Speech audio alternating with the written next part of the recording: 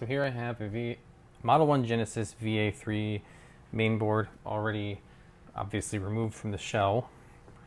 What we're going to be doing here is installing a triple bypass board. A triple bypass is a little board that'll mount about right here that replicates the video circuitry and the audio circuitry of a Genesis. In this case, they used a VA3 model Genesis for the audio. I assume they're not too different for video. I'm not certain, but the reason you use one of these things is that the Genesis mainboard is extremely noisy.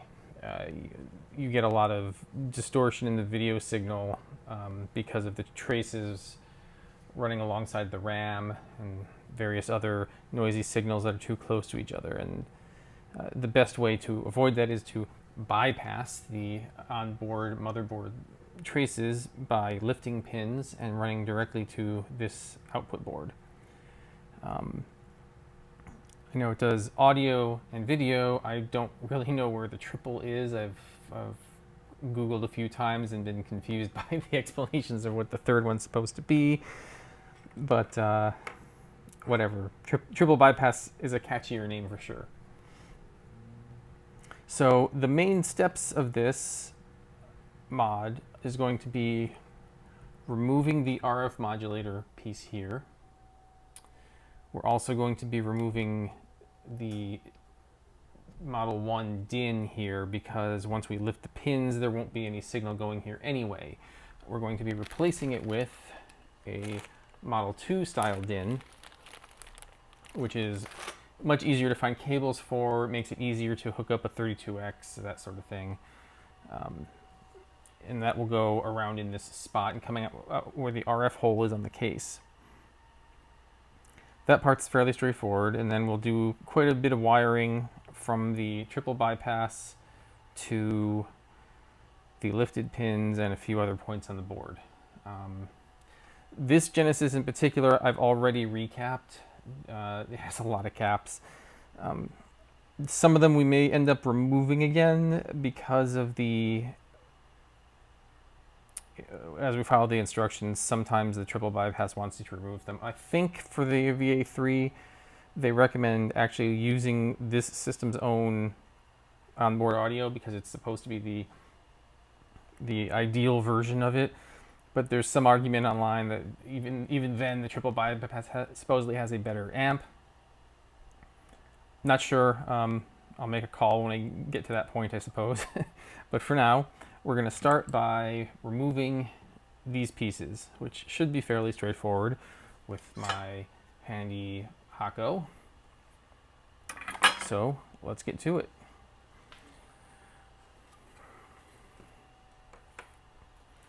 The RF module is held on by 3 signal pins here and 3 anchor pins here. This particular unit I bought, the owner was complaining that it was it had bad video output. When I tested it, I didn't find that to be true, but I was testing it with the DIN connector. Turns out they were using RF, and something has happened to this RF module that it's very flaky. You can see for some reason the solder has broken here at the anchor point. I'm gonna guess people not being terribly careful when pulling the cable on and out probably got yanked around. Likely that could be fixed, but it's, you know, it's nasty RF, so I don't really care. I'd rather just replace it entirely.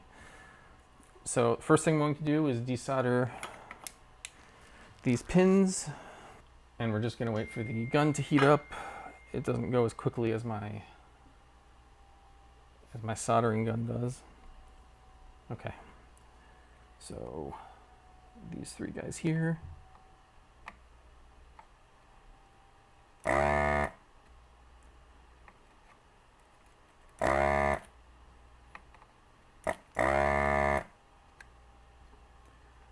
Alright, looks pretty clean.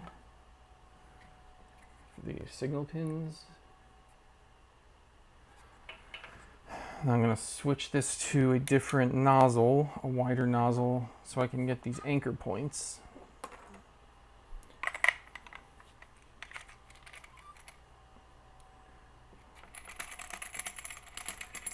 I can't touch it because it's kind of hot.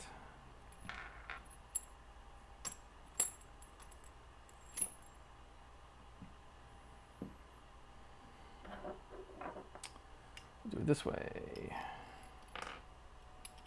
There's that tip. That tip.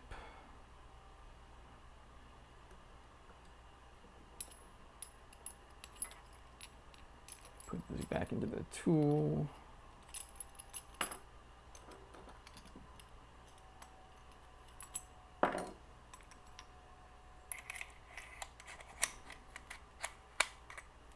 There, now we got the fat tip on, heat it back up. And now we're ready.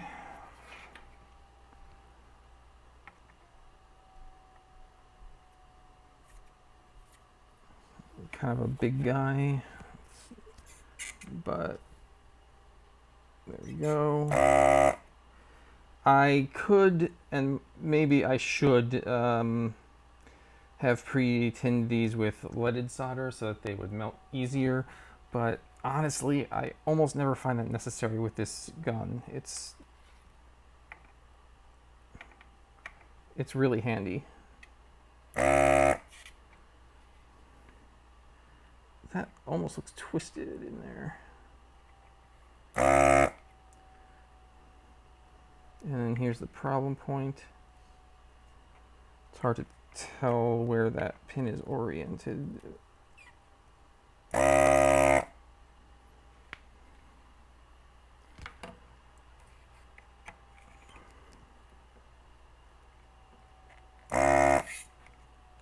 Okay.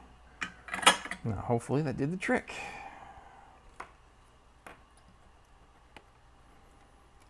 Yep. And lifts right out. That solder sucker is awesome. And I think we're just gonna toss this because it's kind of gross anyway. Look at that switch. Can you see? I don't know how well you can see, but it's gross. This was an eBay special after all. You can see here too. Look at this line. That's the dirty board versus the part that was hidden, so it couldn't get dirty. We're going to clean that up, of course, now that we can get at it easily. But we're also going to remove this DIN, which looks like it has 5, 6, 7, 8, 9, 10 points of connection. That should not be a problem, but we'll want to go back to the original tip because those are not wide pins.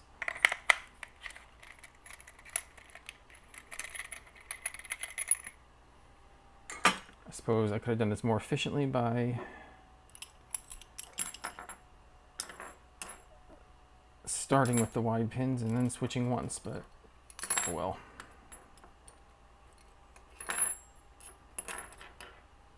There's that. Ooh, wow, that guy's still hot. And I'm an idiot. Still hot, even though I hadn't used it recently.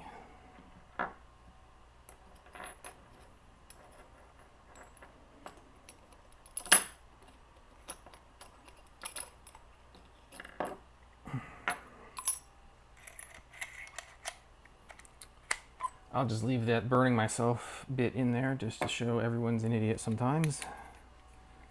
Most of all me. Okay, original tip back in. You know what, I should probably put that tip on the silicon mat instead of on my desk.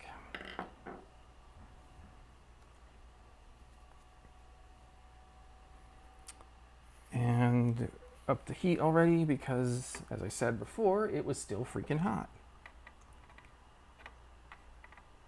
All right.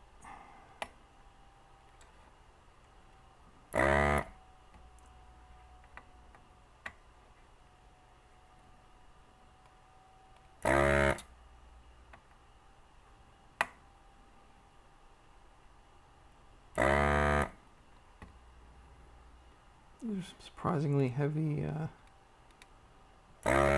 solder points. That one is being a bit stubborn. We might have to add solder to that one because it's not clearing out. We'll see.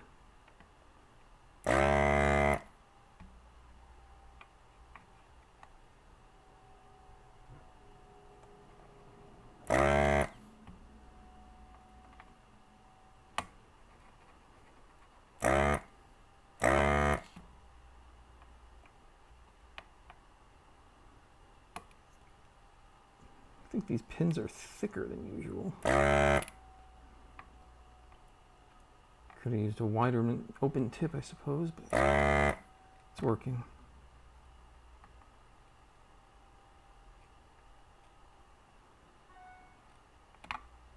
Are these wide after all? Do I have to switch back yet again? No, it'll work.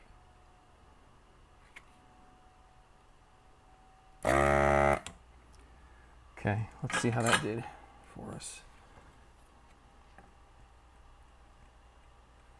Yeah, it's just this one that looks questionable, really.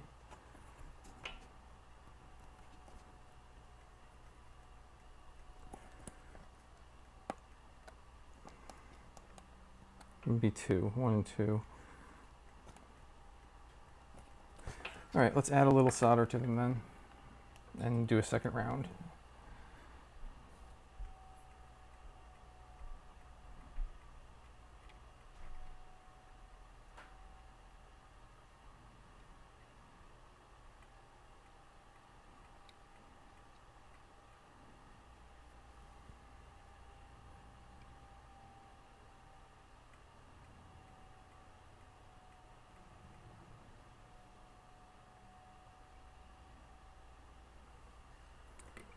All right. Fresh solder.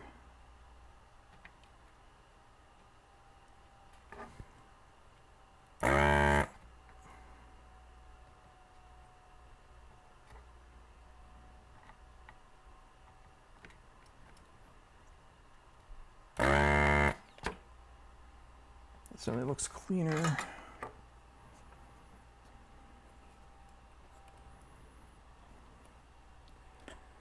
They've got the pins kind of bent a little bit to wedge it in there, I think. So just do a little pulling, you know.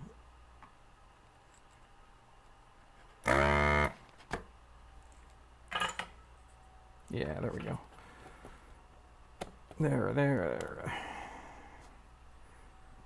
We're just in that one corner that's still being a little stubborn for some reason. Oops. Hold it steady. There we are. Huh. Oh, because the pin is quite bent there. Looks like a bunch of these pins are bent in a claw fashion. I don't know how well you can see it. I guess that's meant to hold it in before the soldering machine did it. Who knows? But it's out.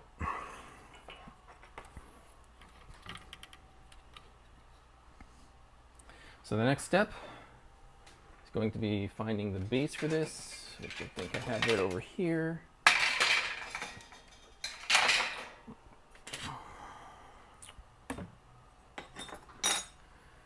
This is not in lovely condition and needs to be cleaned, of course. I'm going to give this a complete scrubbing before we ever put it back together in the end, but for now, that's not exciting video. So we're just going to sit this in here.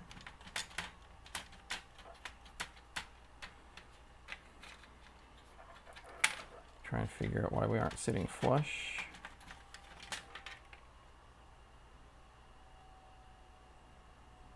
I don't see any problems. There's nothing under there. Maybe it just never did. Seems like quite a bit of rocking though.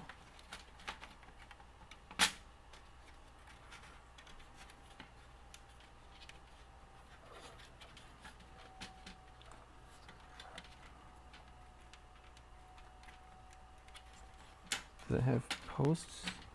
Yeah, it does. So that might be it. There's a post.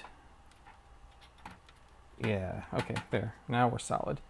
So we're going to take one of these new DINs and we're going to sit it on the board and align it with the hole as well as we can. We can't really have a giant gap from front to back,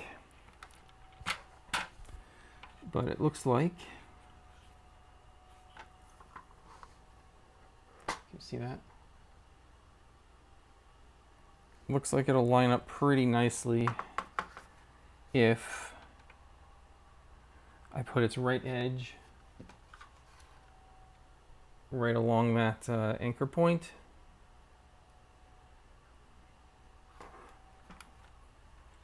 I'll see if I can mark where the back ends up. There's a nice white line on this side too that actually lines up well.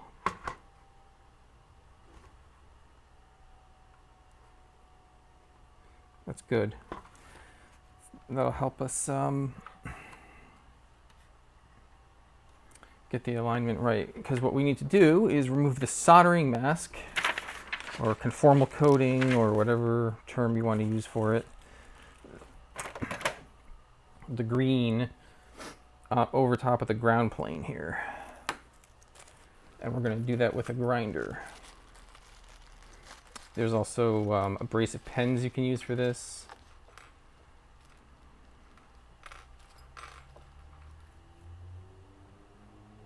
Either way should be fine. I'm going to try out this grinder though and see how that does for me.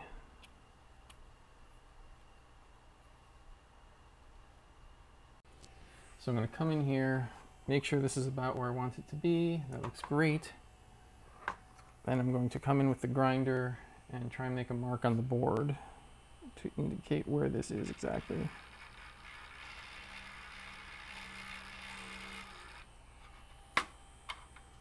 And we've got a good score there.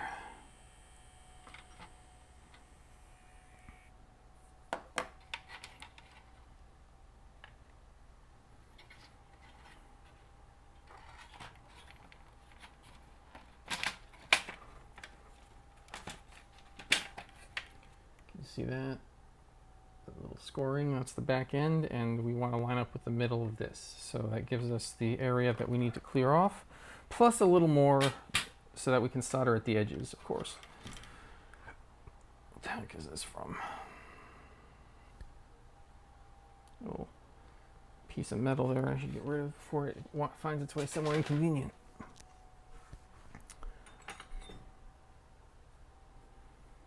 Okay, so I'm going to get to grinding, and I'll see you after that. So here's after grinding. You can see that I went to where the mark was, which was like here-ish, and then a little further so that there's an edge I can solder to. Then we needed to come to the center of this point. I went a little beyond there for the same reason, and a little beyond our guide line here, again for the same reason. So now we fit here quite nicely, and that lines up. You're not going to be able to see on the microscope, but that lines up very, very well. Now what I think I'm going to do is pre-tin this ground plane and probably the top of the DIN here. Because I suppose we could use hot air to melt the whole thing together. That might be the best, but we'll see. Maybe we don't need to. First though, we're going to put quite a bit of solder along this entire plane. Let me get this out of the case before I start that, because I don't want to get flux drippings in here. Not that it is all that clean to start with, but why make it worse? I've got a larger than usual tip here because this is a ground plane, and so it will absorb quite a bit of heat. We might be better off with paste for this.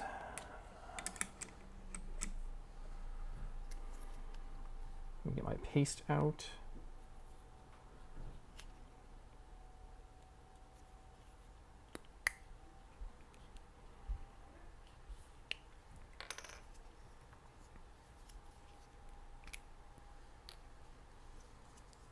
Okay, I'm going to use just a little bit of paste.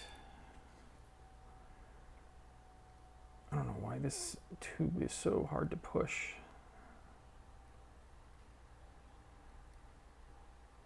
That should be fine.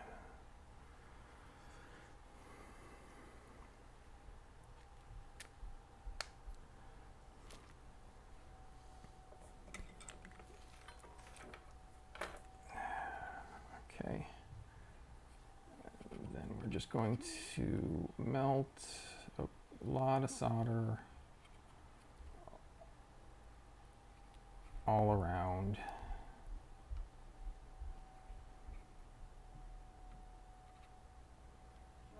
That's probably pretty good. Oh, you're here. Okay. Ow. And here is the port. One thing to warn about here is that you can warp the ground plane on this port with too much heat, and that can cause it to have bad contact with the ground connector in here. So you have to watch for deformation of this port as we do this, and possibly start again if we see any. All right, so now I'm going to put it back into the base.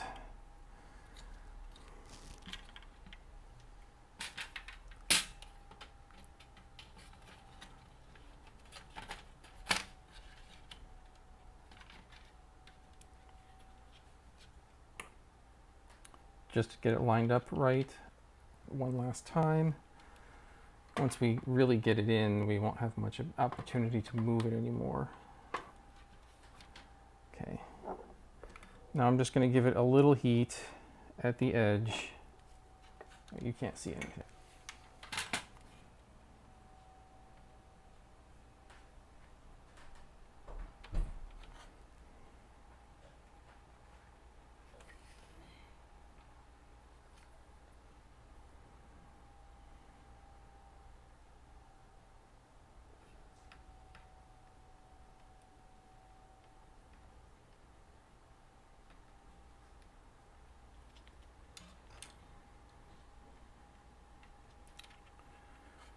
That's not working for crap.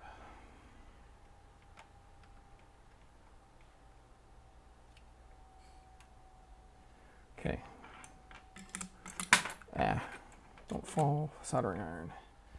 Okay, that's minimally locked in place, and the lining up looks good. All right, so I think now what I want to do, I think I'm going to try the hot air after all, but I'm going to do it from the underside of the board. That way I can try and avoid melting the plastics. Now to do that, I need to hang the board over the edge of my desk. Let's see what degree you can see it all. We're going to try, I don't know, 400 degrees.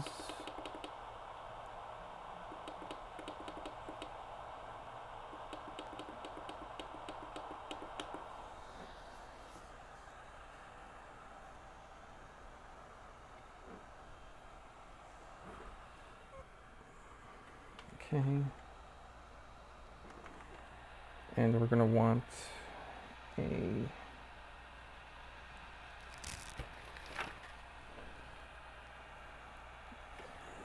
tweezer, if I can find where I put it. There we go.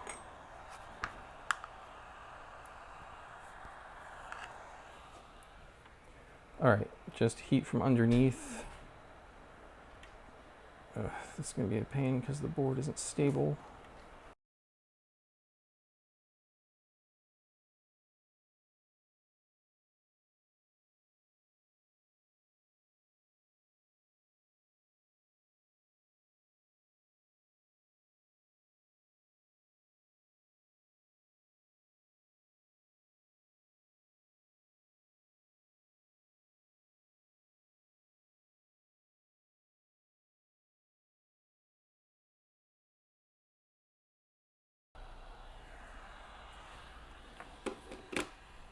Okay, sorry that was a little boring.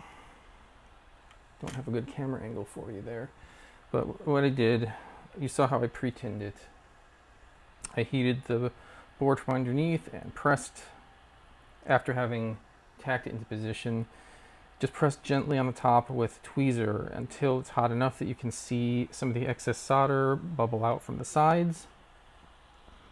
And then let it cool. And now we should have a really nice, fairly firm bond once it cools down. The port does not look warped to me at all. And most importantly, we didn't melt any plastics because of the indirect heat. So hopefully we're in good shape now. I'm going to let that cool off and then we'll proceed to the next step. There are different versions of the triple bypass board out there. This one that I'm going to be using is a triple bypass version 2. There is also a version 2 Plus, which I didn't know until after I got this, but not a big deal. We can still make use of this, but we do have to do some modifications. The first change we have to do, though, is look at the back, and you can see there is a chart here that tells us for which Genesis model we're installing this in, which jumpers we need to set. So I'm using a Model 1 VA3. So here we have Model 1 VA0 to VA 6.5. We have to set the first jumper. That's easy enough. That corresponds to, I believe, both of these guys labeled 1 and 1. I assume it's for audio versus video, but we're going to set them both to 1. The other sets of jumpers are here, A, B, C, D, E, F, G. We don't need to mess with those because we don't have a Model 2 where they come into play, or a VA7. So we've got the simple case, just set 1. The other thing we need to do, let me get this mounted in here so it's stable.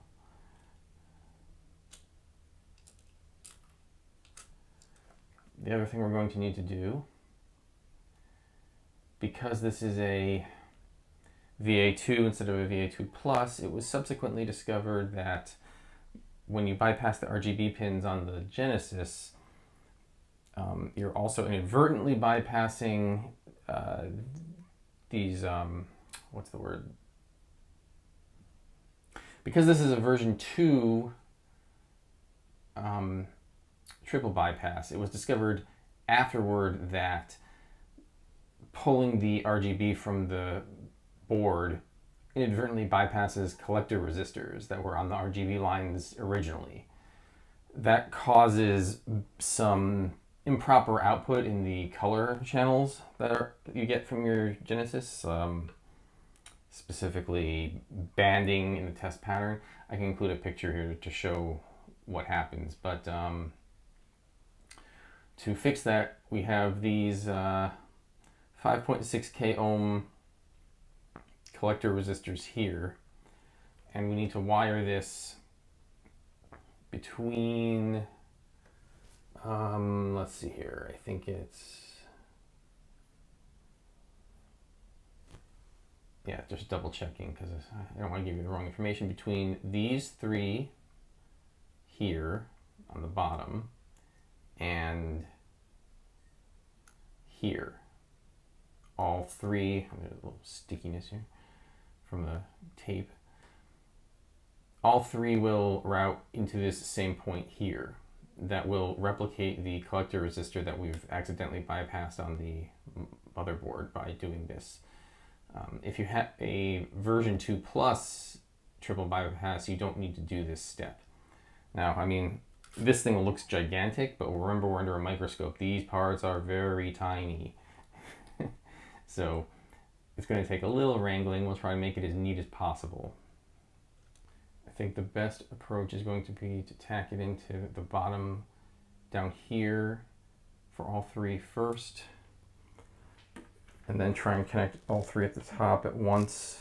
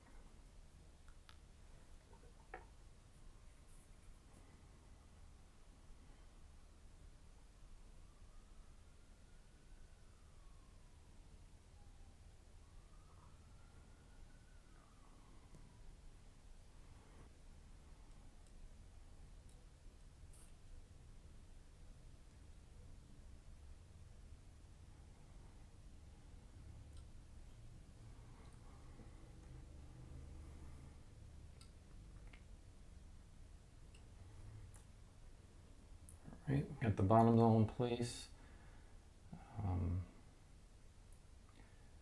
The orientation of the resistors doesn't actually matter because they're resistors, but my OCD is not going to forgive me for flipping this one. Anyway, now we just need to angle all the legs to go into this point here.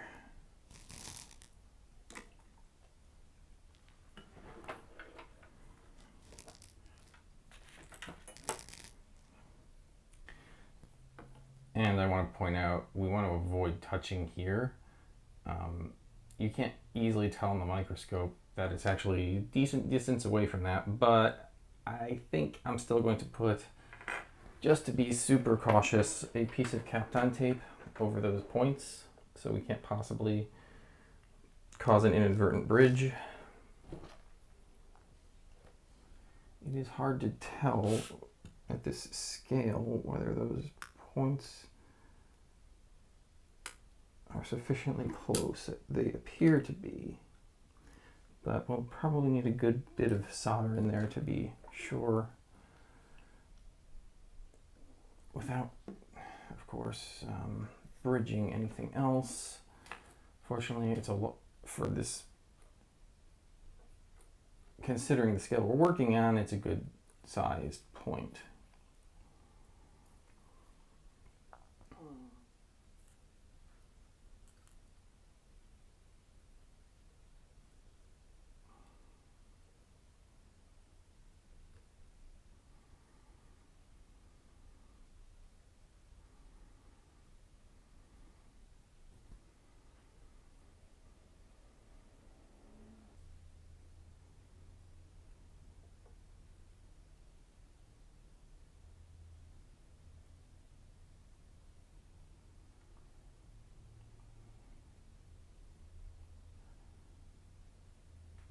Okay, I think we finally got a connection here. But let's bust out the multimeter.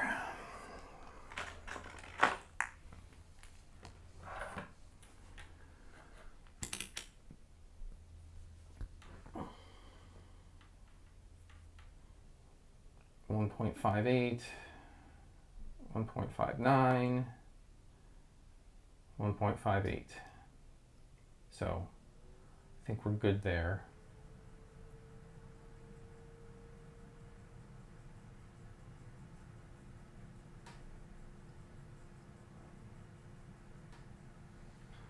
There might have been a prettier way to do that, but it did the trick.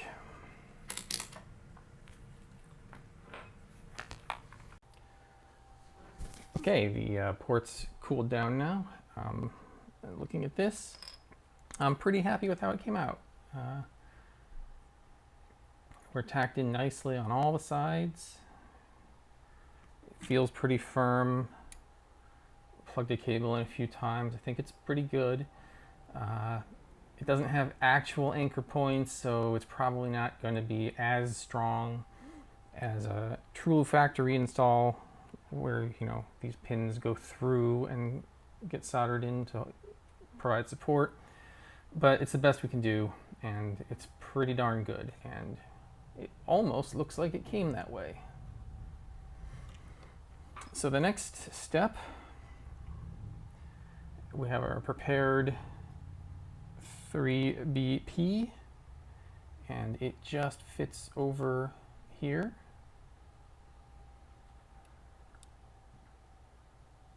Like so. Work it in. Watch that you're not bending any pins.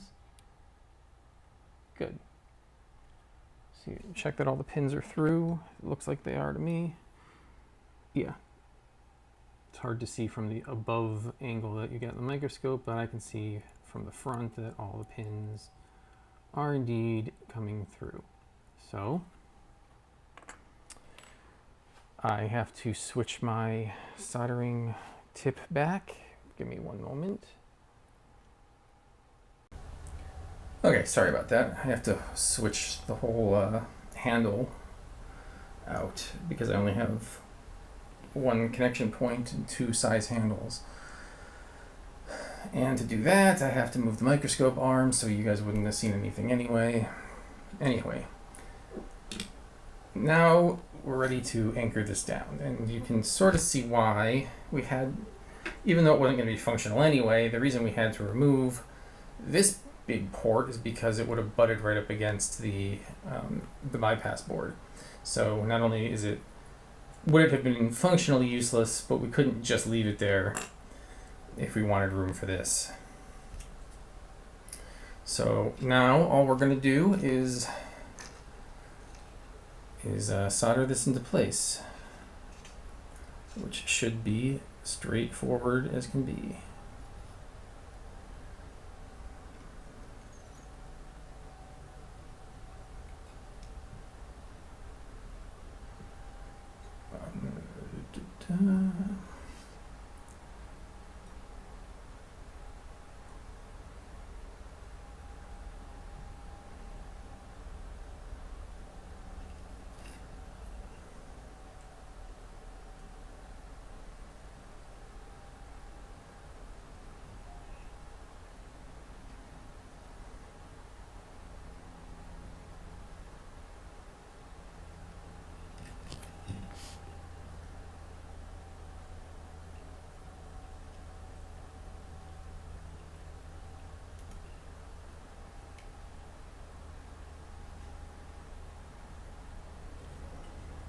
Okay, anchor points in, looking good still. And now we do the signal pins.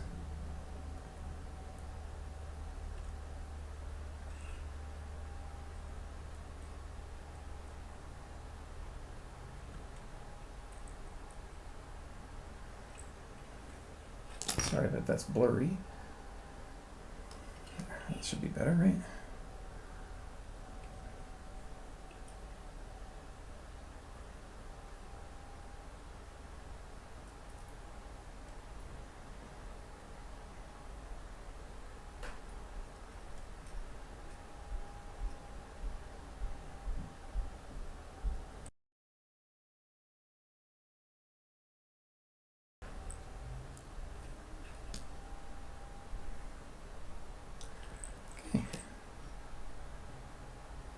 That should be nice.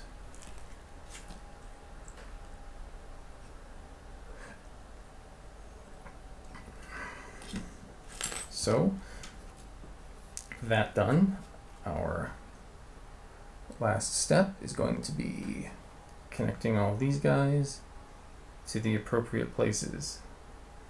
But before we do that,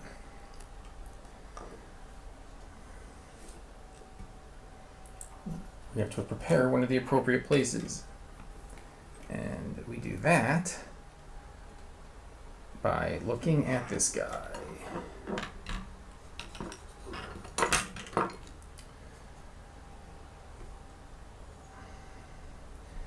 Now, you need to look up the model number here for your specific Genesis.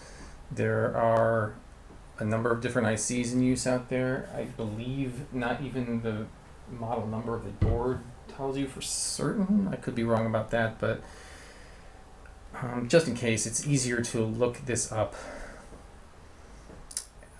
beforehand. And luckily, there is a wonderful resource at the Console 5 Wiki that has the pinouts for all the available types.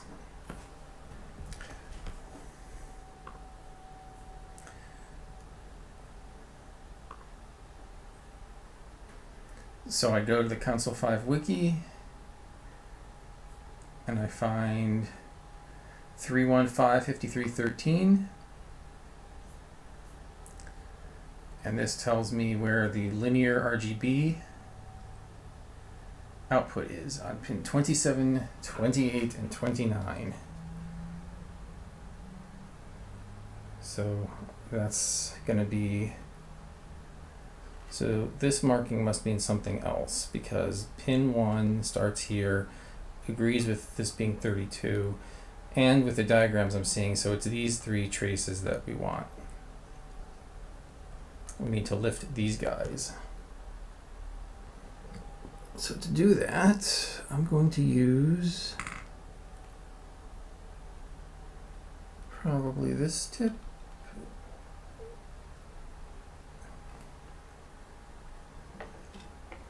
Yeah, that should do. I'll use that tip. We want something very small here. Fine tip.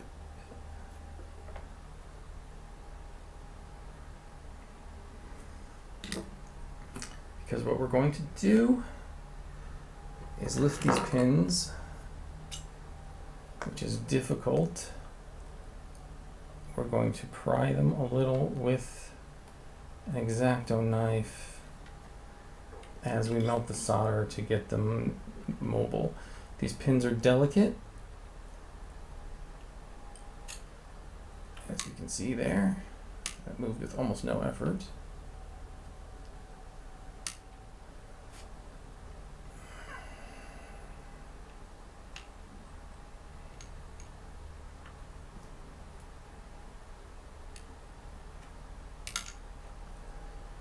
And we don't want to break it, as I seem to be trying to do.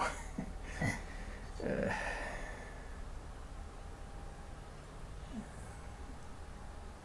it over a little. Gently, gently, gently.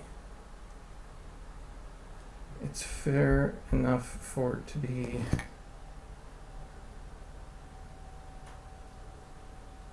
off to the side a little, because that'll make it easier to wire to.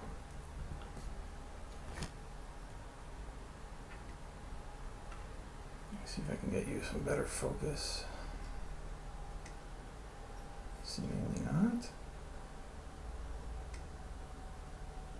Why does it want to?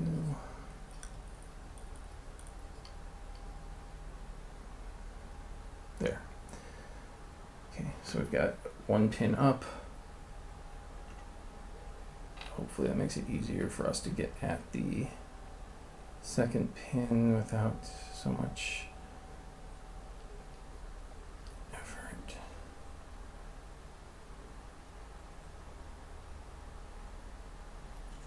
Stupid board is moving.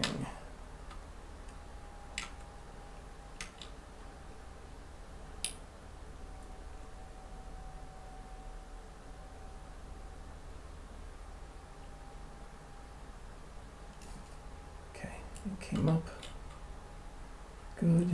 We don't want to bother its neighbor. Just gently lift. There. Good. And finally,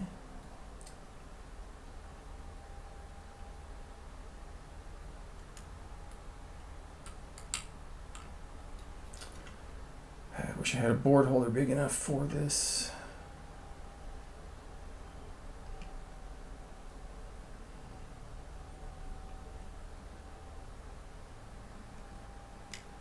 I think I'm not reaching it. Good. Good. We're up. We're up. Okay. We got these 3 pins up pretty nicely. Should be all we need to do. You don't want bridging underneath if you can help it, but I don't think it matters that much either because you're sending their output signals. Still, you can't tell if that's actually a bridge or not, but let's just be sure that it is not. Okay.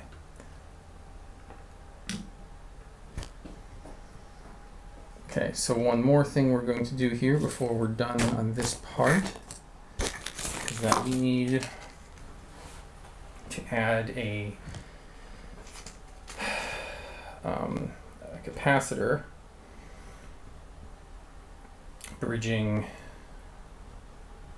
this pin here and this pin here. Obviously, it's a bit cramped to do it up here, so instead we're going to use these convenient vias to attach to instead. To do that, we need to scrape away some of the solder mask to make a good room for our capacitor.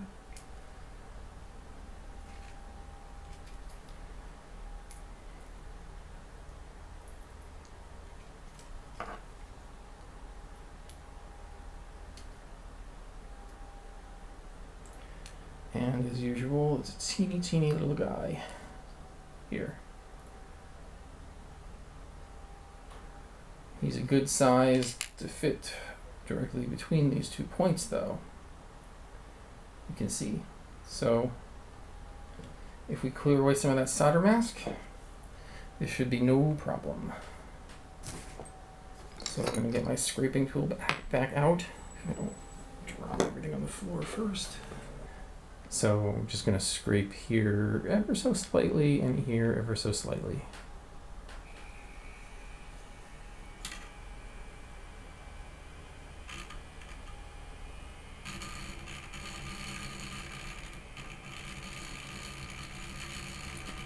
Give something for the solder to bite to.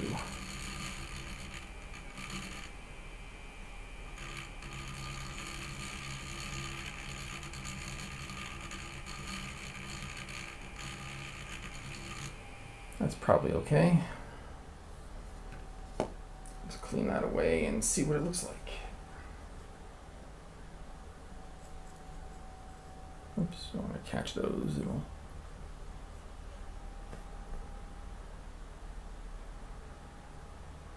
maybe just slightly more, especially on the right here.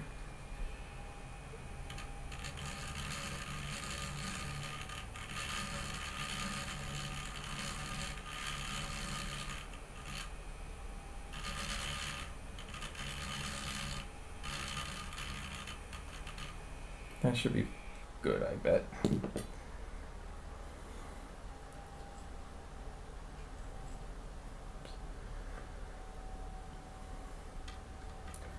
Yeah, I think that'll work. We didn't catch any extra traces, so that should be fine. We're just going to pre-tin these points.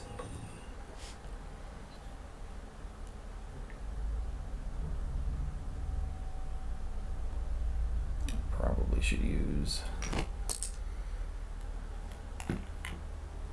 some flux for this because of course I should.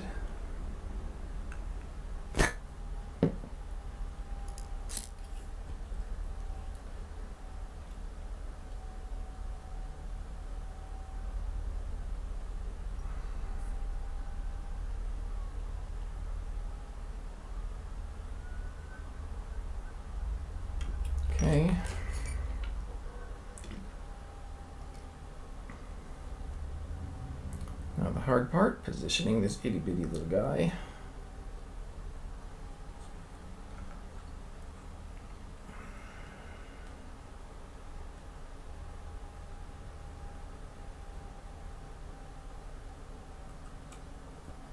Okay.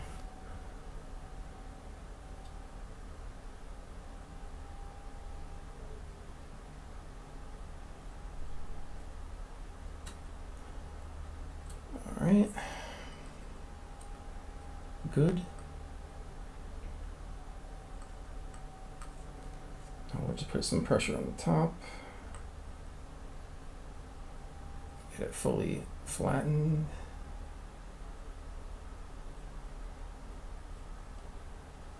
Good.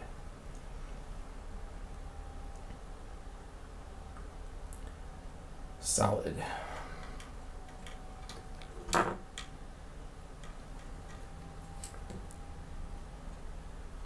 We'll clean that up, and then we'll move on. These pins, in case you were wondering, that were the ones we just bridged. This is, let's see, number 30 is voltage for linear RGB, and this guy, 26, is ground for linear RGB. So basically we're just grounding out the voltage.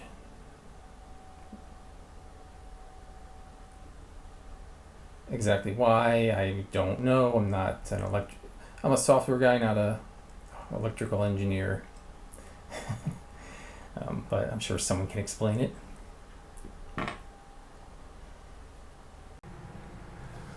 For the next step of the process here, we're supposed to take the digital VDD port, or pin rather, which is on this IC pin 54, this one.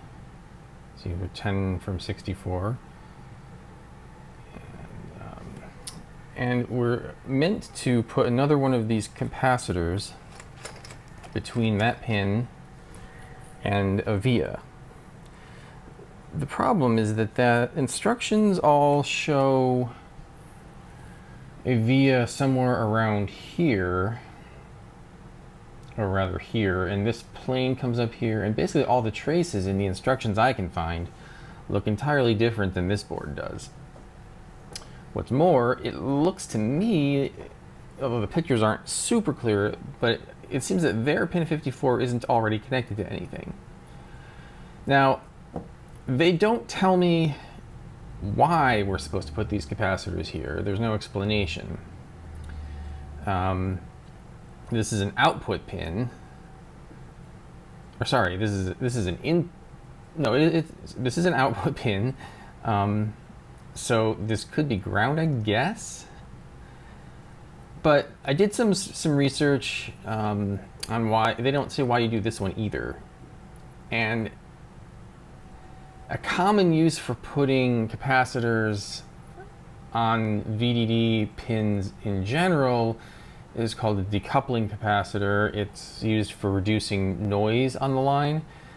Seems like a plausible reason for them to want that here too, given how the whole point of this is how noisy the Genesis is with its signals. So I'm going to guess that that is the point here as well. And if that's the case, then I think what I want to do is lift this pin to disconnect it from its trace, and then scrape a part of the mask off and connect that capacitor between the pin and the trace directly. So it's interposing essentially. And I think that will have the desired effect. Winging it a little bit here. I've been trying to ask people and nobody seems to have an answer on this one. They just refer to the same documentation I already found, which doesn't explain it. Probably someone came up with this long ago and the reasoning was lost to time. and no one's bothered to look into it since. So anyway, I think what we're going to do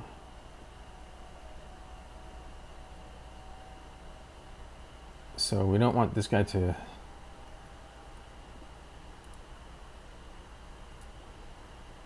bridge any others, so we can't put it too close. Perhaps the best thing then is to attach it to this point that's already here, lift this pin, and then connect it to the pin with a small bodge wire, because I could just connect it directly to this pad, but I'm not really sure that you want both signal paths connected at once. We want it to go through the capacitor, I think.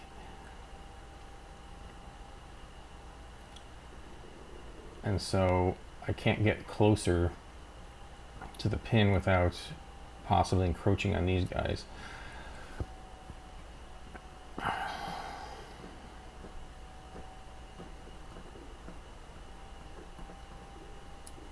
Okay. Let's try that. Double check the pin. 64, 3, 2, 1, 60, 59, 58, 57, 6, 5, 4. Or like quadruple check by this point. I counted and counted and counted just to make sure that I wasn't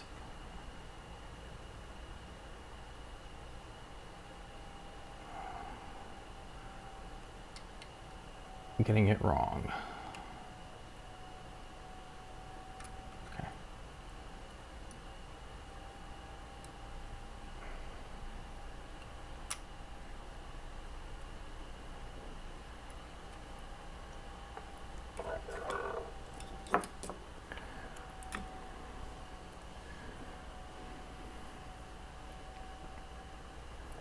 Wonder if that'll stick far enough forward that I can get it without having to use a wire.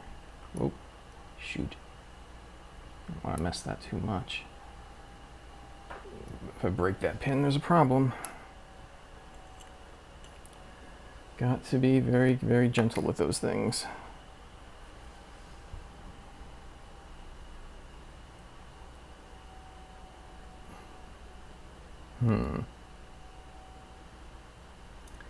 You know, I might be able to pull that off.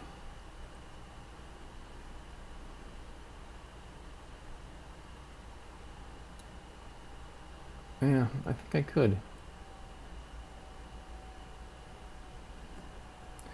Okay. So then let's grind near that via there.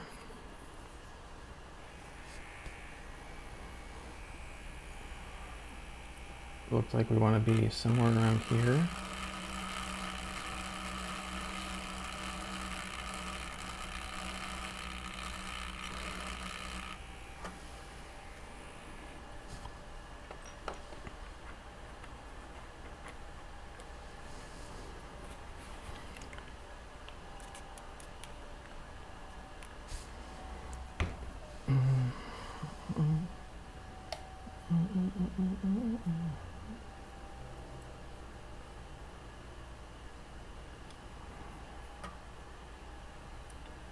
Okay.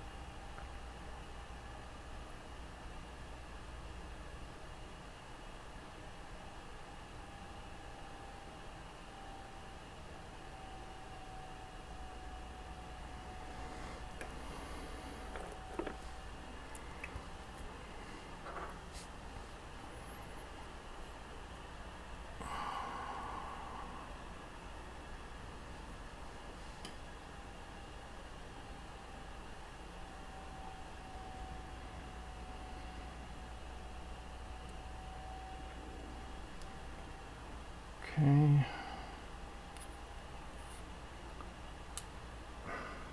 God, these little pieces are so annoying. Gotta position it just right.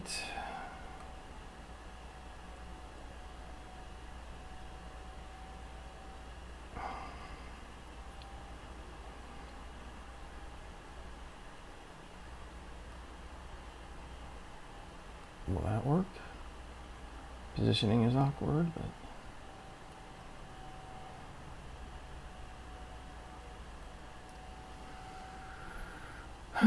that might work. We're gonna have to check that we're not bridging with a multimeter, but it looks like it could do it. So we're tacked on. Just want a little bitty bit, just a drop, flux there.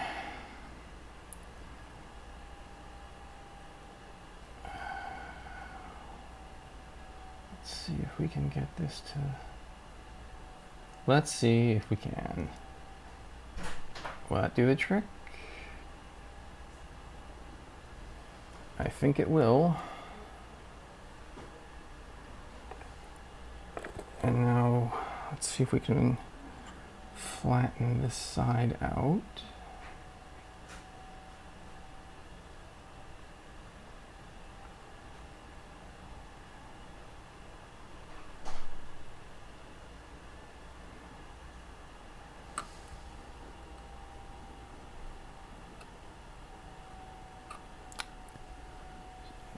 Scratching it.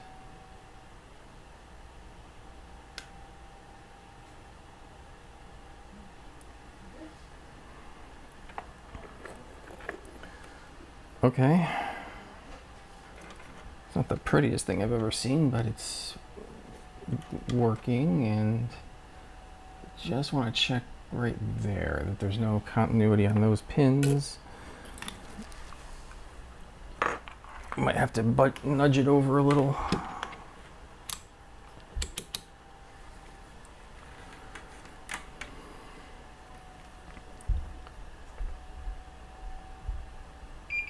Okay, so we are bridging. That's not going to do it.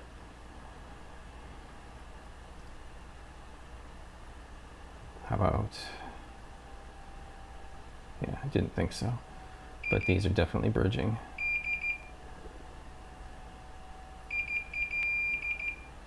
Okay.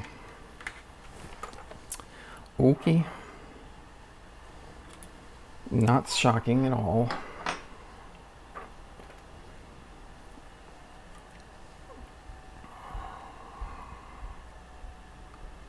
Let's see if we can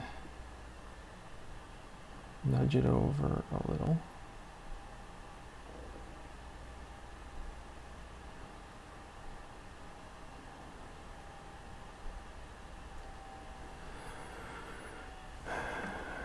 I suppose I could have tried masking that pin too, just to make this a little easier, but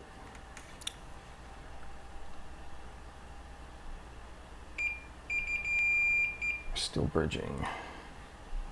I'm guessing the foot of that capacitor is touching it.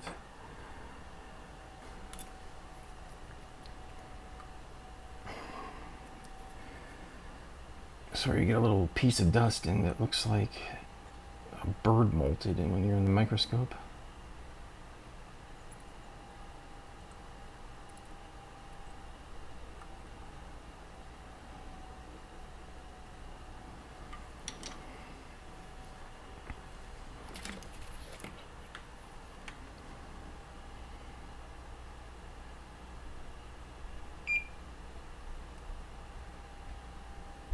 Good.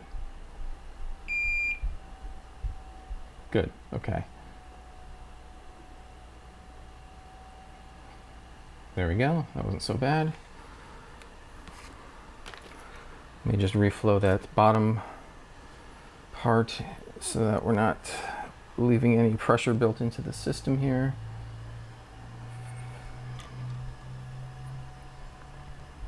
After the last twist.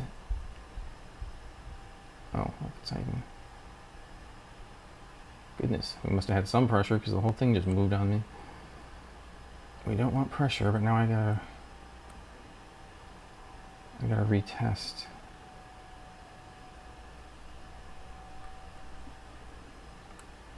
Oh.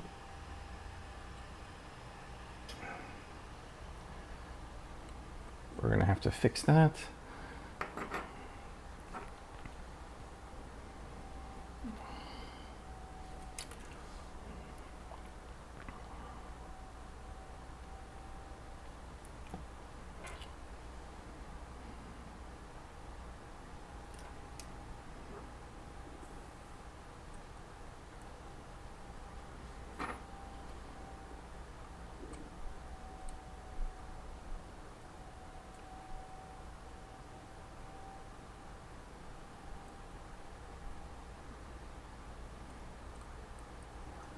Okay. Did we just unfix ourselves?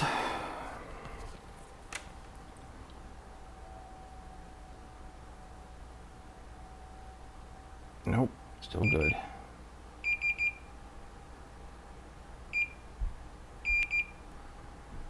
Okay, I think we're good there.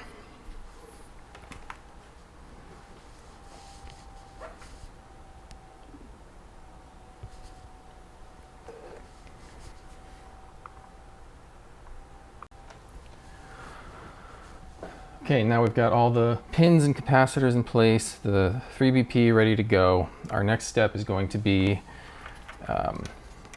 wiring up the contact points. So we're going to start with video. This is RGB, sync, and 5 volt for power. The RGB connect to these pins that we worked on earlier. Normally I would say we would want to just run straight down here and then over here and be a clean run. But to avoid putting undue strain on these delicate pins, because I don't think you could actually fix this if you had to, if they snapped off, what I want to do instead is mount the wire on top of the chip here, coming back, so that it's sitting on something solid.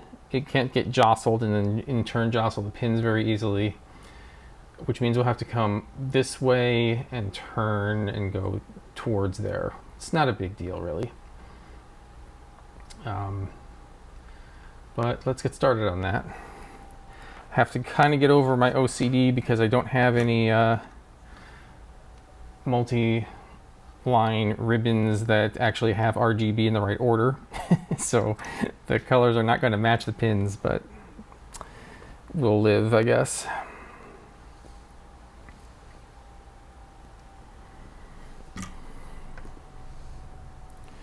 What's the best way to do this? Since I'm right-handed, I'm going to flip this around. And I am sorry guys, this camera doesn't get any closer than that. I'll have to either figure out a different or better camera system or a different or better mount for the future. For now, there's not much I can do. The microscope isn't going to be great for this either.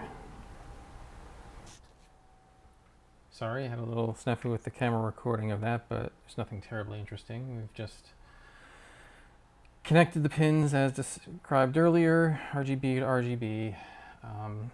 The only interesting one here was sync. Sync connects to pin 42 on the motherboard, which is this one. I decided on my board, pin 42 is connecting to this plane here, which had a test point. I decided to solder the sync to that instead of directly to the pin, just because it's easier to access, less can go wrong, and then it didn't get in the way of my wires and tape here. These pins are real fragile, I keep saying, but they move so easily when you're trying to solder and move the wire around. I think this was the right way to go, rather than the more straightforward directly to the pins approach. That probably would have looked nicer. This doesn't look awesome, but it's more important that it not break later than that it looked cool in a place that no one's going to see anyway. So I think we're pretty good here. The only other thing to note here is that for the power, the 5 volt, I decided to run off of the 5 volt leg, which is, if this is facing you, the rightmost leg of the 5 volt rail here. This is the most accessible and easy to find point. So next we're going to tackle the audio. All right, for the audio, on this VA3 model, they make some recommendation that we should not remove capacitors from the motherboard like we would for other models, because this is considered the ideal sounding Genesis, and this board is only trying to imitate it anyway. I did, as I said at the top of the video, hear some arguments that that claimed the 3BP has a better amp, so therefore you should replace the sound with it anyway. But I've seen far more people arguing for the opposite. I am not a Genesis sound expert personally, so I can't really make a call as to who is right and wrong here, but I think I'm going to go with majority opinion and try it that way. Worst it can do is not work well, right? The problem is, to do this, they say that we need to do 2 things to the triple bypass here. Firstly, we're supposed to solder the 2 jumper instead of the 1 jumper. So we have to undo the previous jumper. So I'm going to remove this solder.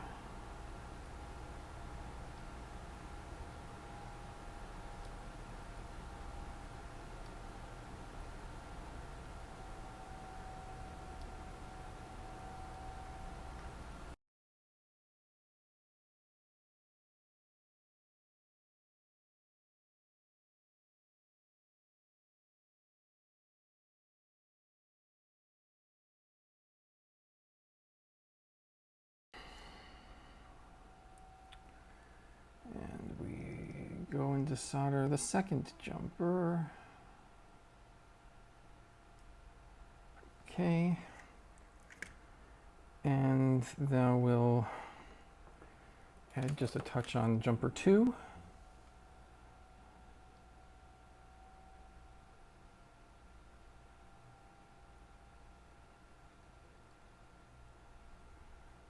On both sides.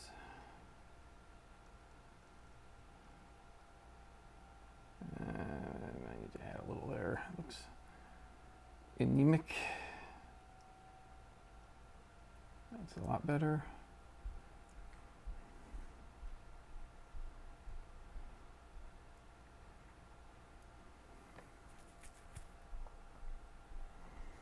Okay, so the tricky part here is that the instructions say to also remove the output filter capacitors, but they identify them as C19 and C20. This labeling is very hard to read and messy. I think that one says C19. It's not easy to be sure. That one says C20, but I don't think that's the right one, and let me tell you why. This is a different model triple bypass than the instructions are referring to. They're talking about a triple bypass V2 plus. However, they both use this piece in common. And the capacitors they're talking about having removed are connected to these legs on the left, So this side looks identical between theirs and mine. And this indeed is the one they aren't removed. But on the other side, the leads they're showing are on these here. So I think this is the capacitor we want to remove. Because this one appears to be traced to this leg, which is not the same. In fact, on theirs I can see there is another capacitor on these legs and they leave it alone. So I'm pretty certain I want to remove that and I want to remove that. If I'm wrong, well, then I guess I've ruined my own triple bypass. And I mean, we could put the capacitors back. It's not the end of the world.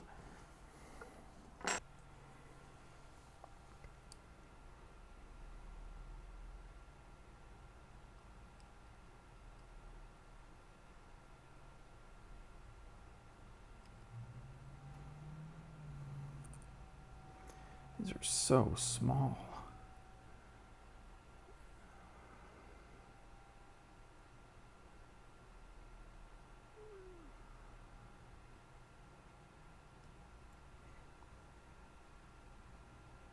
Unbelievable how small those are. Okay, anyway, so once we've done that, our final job is all the way down here. On this IC, we want to connect pin 1 and pin 8 to the YR and YL jumpers on the 3BP board down here. And that should give us our audio. And I think, as a bonus, we won't have to do any extra work to reconnect the headphone jack on the front, since we aren't disconnecting it in the first place. So let's get started on that. And here we go. We are done, I think. So nothing remarkable about this. Just ran a wire from, as I said, pin 1 here and pin 8 here. I went underneath this switch just for the access. You could go around it too, it doesn't really matter. But this switch is not flush to the board, so you can easily slide the wire underneath. But ran up and soldered to YL and YR, and conveniently they're on the right side for the pin they belong to.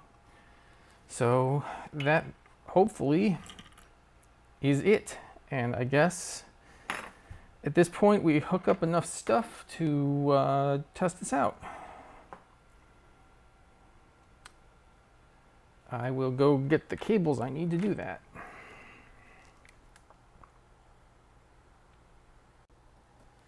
Alright, so I found all the parts. My incredibly lousy third-party controller. A Genesis 2 style DIN cable. And for power, I'm using this hacked together thing off of a Sony PS Slim adapter. It's a nice thing to do because you can adapt that to almost any console. The difficulty is that, or the risk I should say, is that it's a center positive adapter and a lot of the consoles are not. So I've made this polarity reversing cable, and every single time I verify the polarity the console needs versus what that thing puts out, and I check that I've got it right, because getting that wrong is a disaster. But anyway, this is the right part. So let's see how we do. Bring up the capture here. Okay, here's the capture, and let's throw the power. Looks promising. And we need to try it with a sonic boom.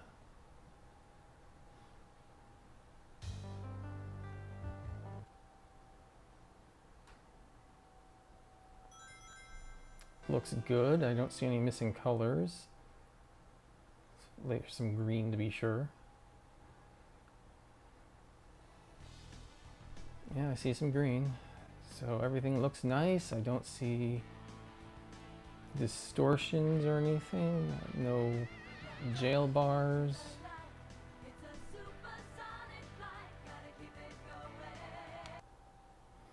So that was a Genesis triple bypass. Some parts are a little bit hairy, I guess. There's a lot of very small parts going on here. And the hardest part, honestly, is that there isn't a lot of clear documentation out there. I had to check and double check instructions a lot, especially because there's multiple revisions of the triple bypass itself that do things slightly differently, and there's no explanations for why you're doing some of the things that they say to do. So as you saw with the capacitor, it was hard to figure out, should I or shouldn't I do anything, because it didn't match the instructions. But, you know, it's not too hard, and if you're not afraid of fixing it later if you get it wrong, you know, the worst you can do is get it wrong, and it should be relatively evident when you do what needs to be fixed. Other than that, straightforward, I think. I'm not going to bother showing you putting this thing back together. I don't think that's super interesting, and cleaning the case and all that. If you want to see that sort of thing, let me know, of course, but otherwise I'll save the tedium for myself. Thanks for joining us, and we'll see about doing something different next time.